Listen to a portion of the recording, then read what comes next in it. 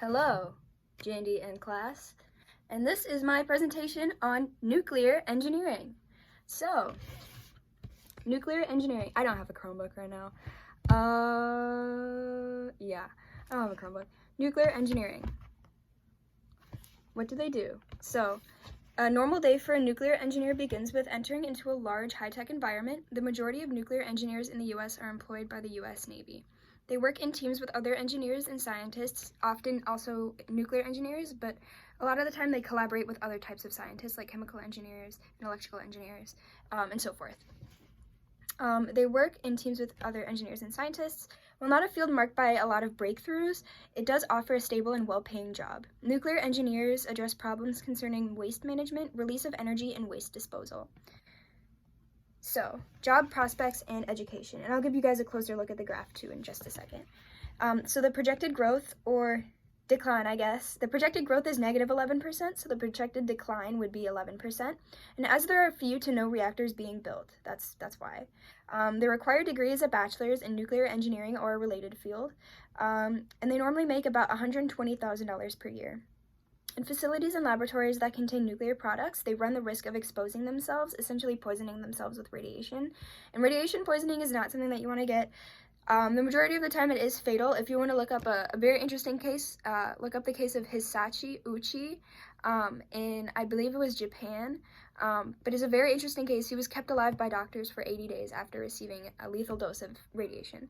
And radiation poisoning, if not deadly, right after exposure, the majority of the time it will kill you later in life with thyroid cancer or some sort of metastasized cancer from the thyroid, which I think is really interesting, but it's also really dark.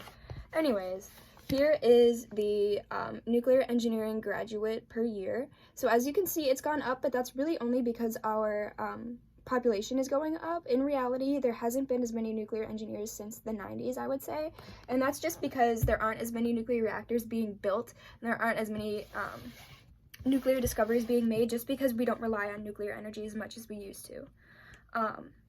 So where can you get this degree?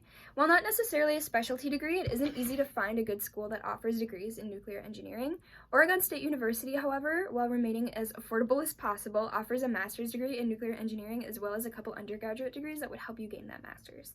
So the required classes include radiophysics, radiation shielding, and external dosimetry, which, Jandy, I'm going to speak directly to you for a second, is probably something similar to stoichiometry, but much more complex. Advanced radiation detection and measurement, and nuclear reactor safety. And then you also have to take a couple of seminars, which I assume are like Socratic seminars, which are basically just discussing different things that you found. And then here's just the class list that I was reading off of, along with the course selection, core coursework that you can also see online. Now the cost, so a master's degree at OSU would cost in the realm of $33,700, and that's just for the 2 years that you would spend getting your master's. In reality, an online engineering degree would cost in the realm of $24,500, and that would include 180 credits, and the master's would include 18 hours. Now, Oregon State does accept FAFSA, and depending on your income, provides financial support as it's needed. And then I did calculate the tuition and fees. So I don't know if you guys can see, but it comes out to roughly $49,400 a year for 1 year, with tuition, fees, housing, meals, books, supplies, transportation, and then it also accounts other personal and educational expenses, which is about $2,000. So it comes out to about $4,900 to $50,000. Or $49,000 to $50,000. $4,900 would be amazing, but that's basically what it would cost to get your bachelor's, not including your master's. And then here I have my resources. I use these 4 resources for the majority of my information.